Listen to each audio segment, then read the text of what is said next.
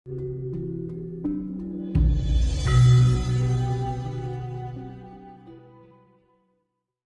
menemukan Tuhan yang sebenarnya yang singgah di dalam diri itu kita. Makanya nih, ajaran Jawa adalah sejatinya ora ono pangeran sing ono ingsun.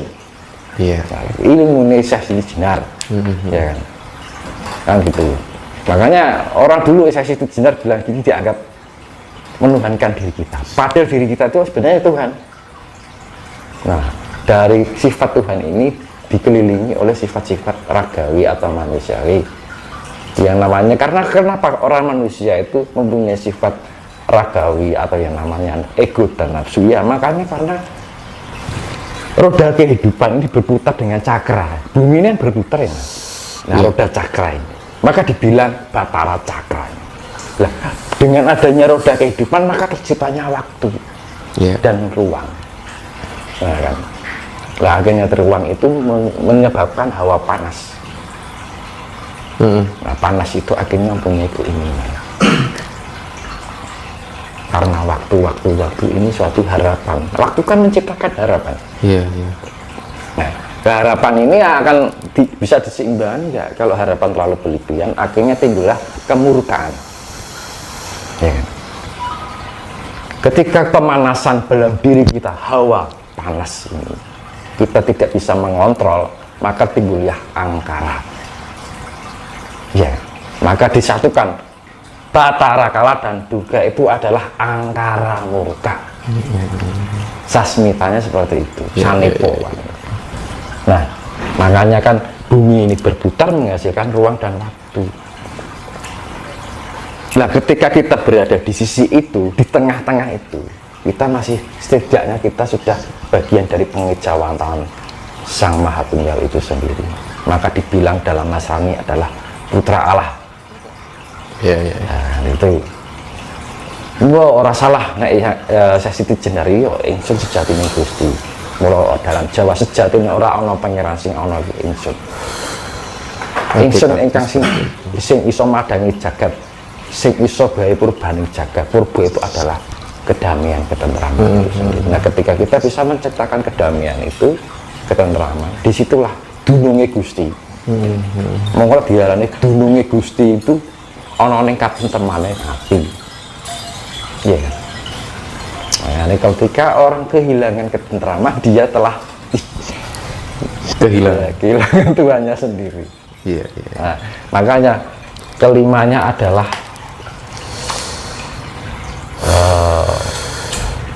istilahnya jati diri, ingsun sejati. Makanya ketika orang bisa ojo nanding sari, ojo orang ukur sari, bisa topo sari, mawas diri, akhirnya bisa menemukan jati diri. Jadi dibilang ngulat sari, ngulat kan melihat, ngulat artinya kan melihat, sari kan awakku ingsun. Lah, ketika kita melihat diri kita sejati yang dinamakan di dalam pewayangan, ketika Bima menemukan Dewarujinya yang wujudnya sama tapi kecil, itu adalah orang yang sudah itu tadi bisa mulat sariro. Ketika kita sudah bisa mulat sariro, itu berarti kita sudah menemukan hidup yang sebenarnya, hidup yang sejati. Makanya kan urip sejati nih, urip yang sejati. Ya kan? Makanya kan itulah kenapa ada perjanjian yang Sabdo Palona Genggong itu, yaitu kembalinya ajaran-ajaran seperti itu sudah nggak tahu kemana gitu kan.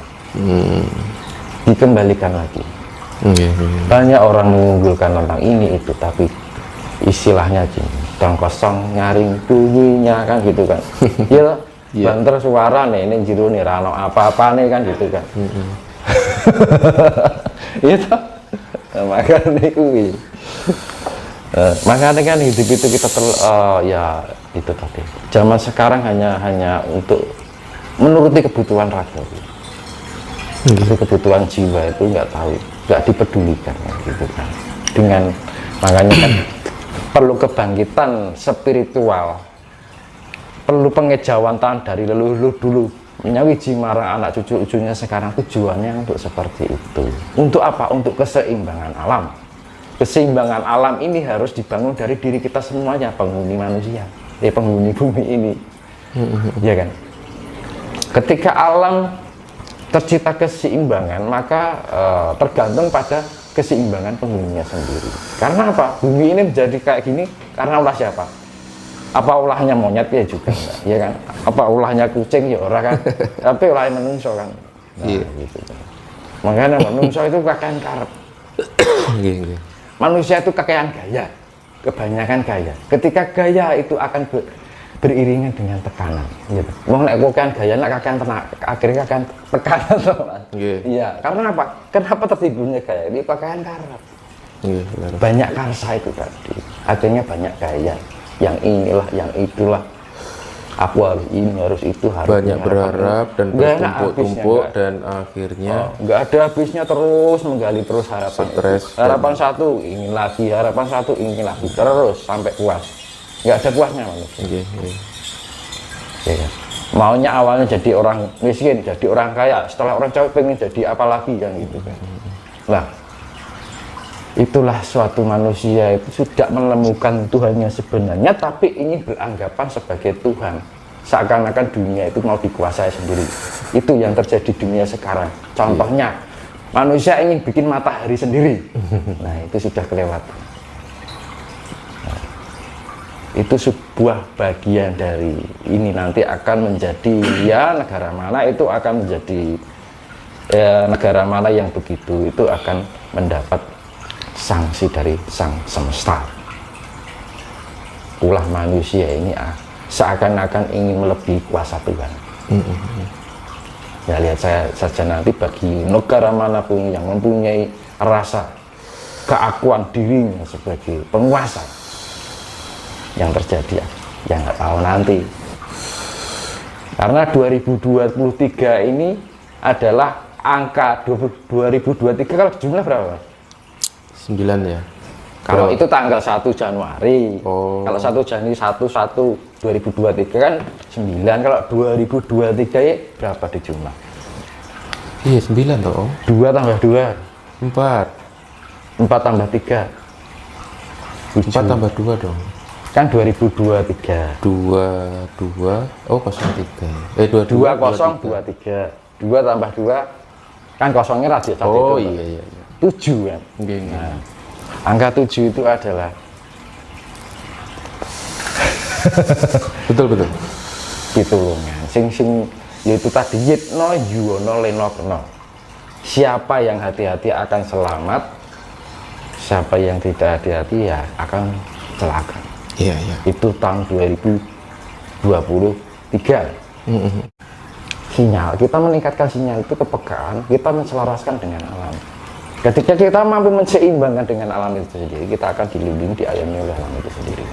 Karena alam sedang ingin mencari keseimbangan. Reflektivitas alam itu sendiri mencari titik nyaman.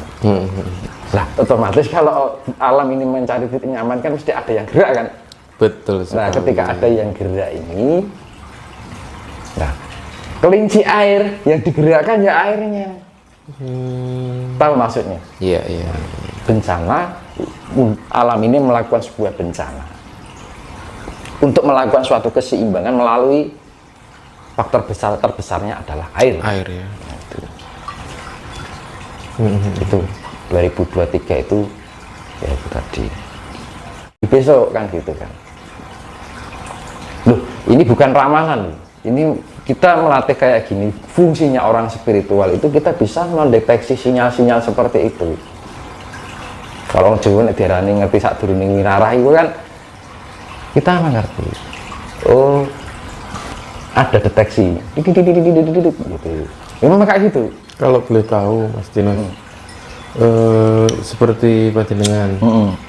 Nah, itu tanda-tandanya seperti apa sih? Sinyal-sinyalnya. Gini. Mengetahui kinerja indera. Indera kita kan ada 5 nih.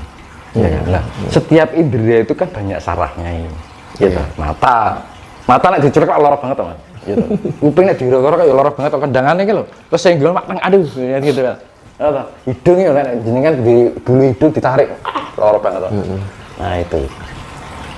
Pasti ya, karena itu tempat indera. Karena indera itu di dalam indera manusia itu kan setiap dari 5 indera kan, bahkan di sini jenengan juga ini ditusuk lah loro ya Mas.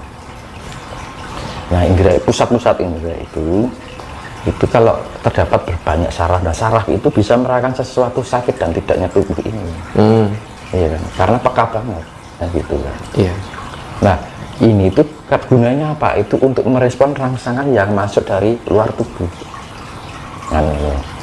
Nah, ketika kita bisa menaikkan vibrasi kita, frekuensi kita, orang akan cenderung punya indera keenam. Ya kan? Karena ada peningkatan level kepekaan itu sendiri. Nah, kepekaan apa?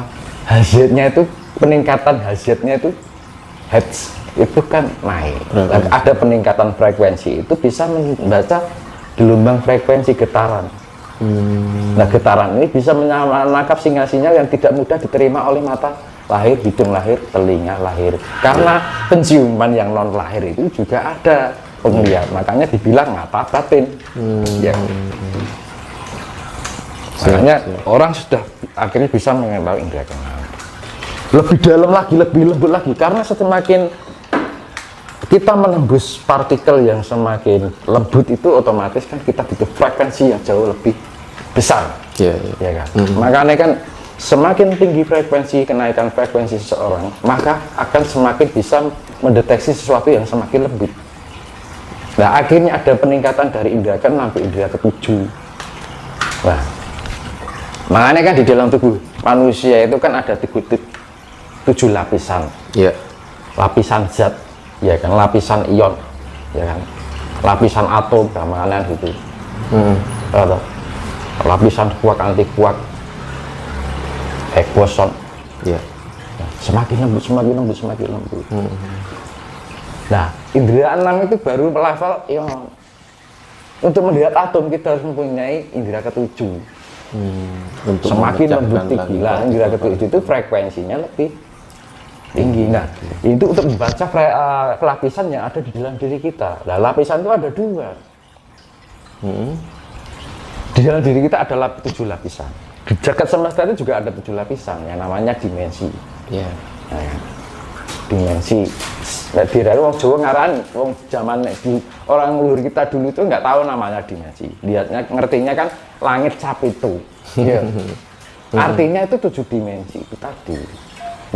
Nah, makanya langit sapi itu tuh ada di jagat gede, juga ada di jagat cilik kita. Karena kan di dalam zat itu kan rogo ya, zat air, api, angin, tanah. Ya kan, di dalam diri kita terjadi 4 unsur. Nah, terus zat, di dalam zat ada sel. Nah, di dalam sel ada ion. Ya, gitu. Di dalam ion ada atom. Ya, di dalam atom ada kuak dan anti kuak. Di dalam atom masih ada proton dan neutron, elektron. Betul. Masih ada antar, akhirnya Higgs boson itu ya. Nah, ketika kita menemukan Higgs boson ini diarani teori, Mas. Makanya untuk menemukan guru sejati yang sebenarnya itu jarang sekali. Bila ada orang yang masih mempunyai sifat arogansi, masih belum bisa damai dengan dirinya sendiri, masih belum muring-muring karo wong, berarti kan durung damai karo awake dhewe. Itu belum menemukan Tuhan yang sebenarnya, guru sejatinya itu. Kalau sebatas bisa membedakan benar dan salah itu banyak, tapi untuk tindakan di dalam terimplementasi dalam perbuatan dan tingkah laku kita sulit sekali. Makanya ketika orang masih itu masih bersifat arogan, tidak bisa berdamai dengan diri sendiri, yaitu karena sifat Tuhan itu adalah sifat surga. Surga itu adalah kedamaian itu sendiri. Nah, itu makanya kan itu yang lingo, yaitu mulat asari. Makanya kan ketika kita ingin terbebas dari segala mara bahaya bencana, istilahnya